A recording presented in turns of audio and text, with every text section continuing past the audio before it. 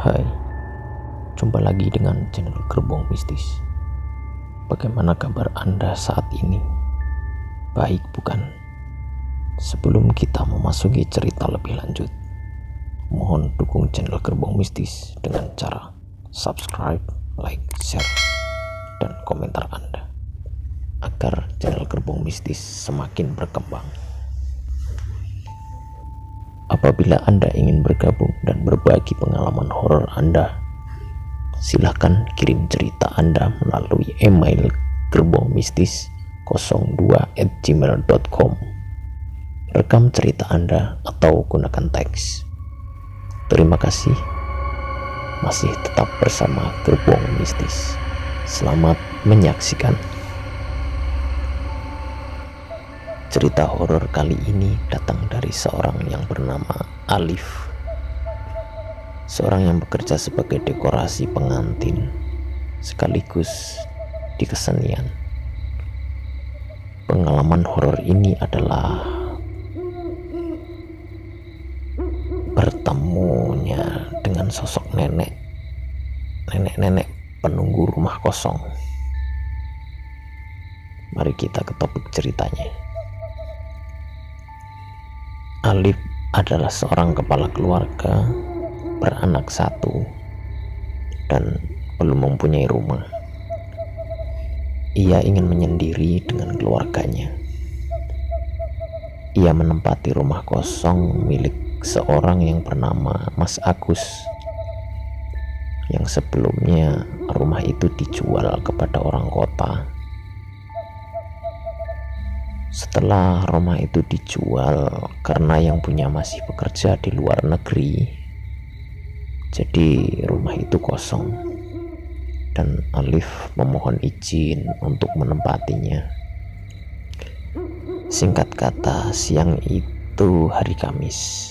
Kebetulan Alif selesai mendekorasi di sebuah tempat dan ia pun pulang lebih awal, tak seperti biasanya sampai malam.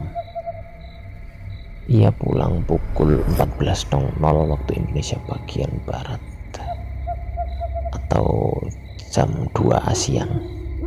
Sesampai di rumah, ia mendapati istri sedang tidak mood. Entah apa masalahnya. Yang pasti ada masalah, dan masalah ini tidak dapat dijelaskan karena ini menyangkut urusan rumah tangga. Jadi saya privasikan. Sebelumnya 1 bulan yang lalu, saat ia pertama menempati rumah itu, Alif ditemui oleh sosok nenek yang datang menemui Alif. Ia berkata, "Nak, minta air minum boleh?"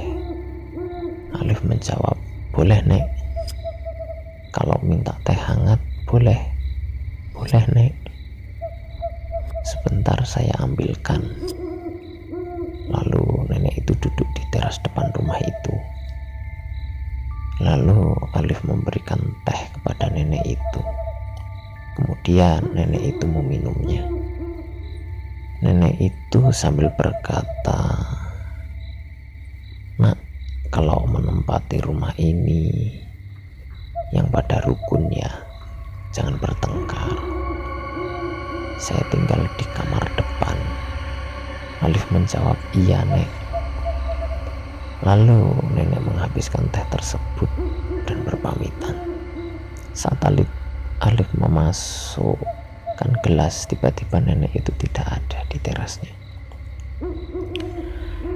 Lalu Alif menutup pintu dan tak sadar kalau sudah jam 12 malam. Ia baru menyadari kok ada orang bertamu jam 12. Lalu kok tinggalnya di kamar depan. Ia tak menghiraukan karena mungkin si nenek itu sudah pikun, jadi mungkin ada salah bicara. Kita sambung cerita saat ia cekcok dengan istrinya. Hari pun sore dan malam Jumat seperti biasa, ada yasinan rutin di desanya. Setelah ia selesai yasinan, Ia berlatih di sebuah paguyuban Jaran Kepang yang berada di tidak jauh dari rumah itu. Ia pun mengulik gamelan dengan rekan-rekan paguyubannya. Lalu istrinya menghampiri, menyuruhnya untuk pulang karena anaknya sedang rewel. Dan terjadi kembali keributan pada mereka. Istri Alif lalu masuk ke kamar dan Alif duduk di depan teras sambil mendinginkan pikirannya. Setelah itu ia masuk ke dalam rumah dan mengunci pintu. Lantas ia ke kamar mandi untuk buang air kecil. Disinilah Alif ditemui sosok nenek lagi. Kali ini nenek tak berwajah seperti yang kemarin saat bertemu, melainkan berwajah buruk sekali.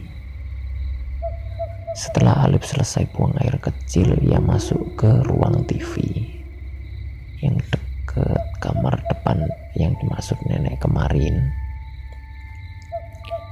Saat ia masuk ke ruang TV atau ruang tengah itu, Alif dikejutkan oleh nenek yang berwajah sangat seram. Matanya merah, melotot keluar, dan berlumuran darah, seperti sudah membusuk. Alif pun tidak bisa berkata apapun. Sontak ia tak berdaya menahan ketakutan tersebut. Ia hanya bisa duduk dan memejamkan matanya. Bahkan Alif mau bicara saja tidak bisa. Setelah ia memberanikan diri untuk melihat sosok nenek itu, sosok nenek tersebut tidak ada lagi di sana. Ia pun berdiri dan masuk ke dalam kamarnya. Ia merasa merahasiakan hal itu dari istrinya yang dikhawatirkan kalau istrinya takut menempati rumah itu.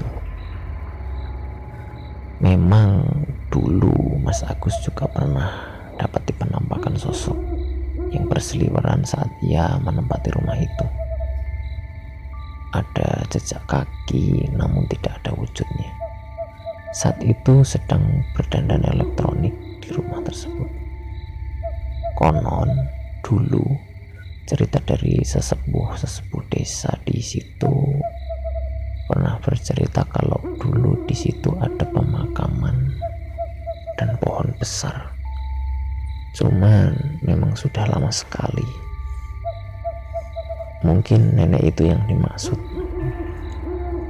Sebenarnya kalau kita lihat dari alur perkataan nenek itu ada benarnya kan ya. Kalau berumah tangga ataupun bertempat di mana saja, hendaknya kita selalu rukun. Hilangkanlah konflik-konflik dan pertengkaran dalam rumah tangga kita, agar kita tidak mengganggu siapapun yang berada di dekat kita. Malu juga kan kalau pertengkaran dalam rumah tangga kita kalau sampai didengar orang lain. Begitulah cerita sosok nenek penunggu rumah kosong. Semoga dari kisah cerita Alif bisa kita ambil sebagai pelajaran. Kalau dimanapun kita berada harus selalu rukun agar tidak mengganggu orang lain ataupun makhluk yang tak kasat mata. Jaga hati dan pikiran dimanapun Anda berada. Memohonlah perlindungan hanya kepada Allah Subhanahu wa Ta'ala, agar senantiasa kita dijauhkan dari segala mara bahaya. Sekian cerita kali ini. Salam gerbong mistis. Wassalamualaikum warahmatullahi wabarakatuh.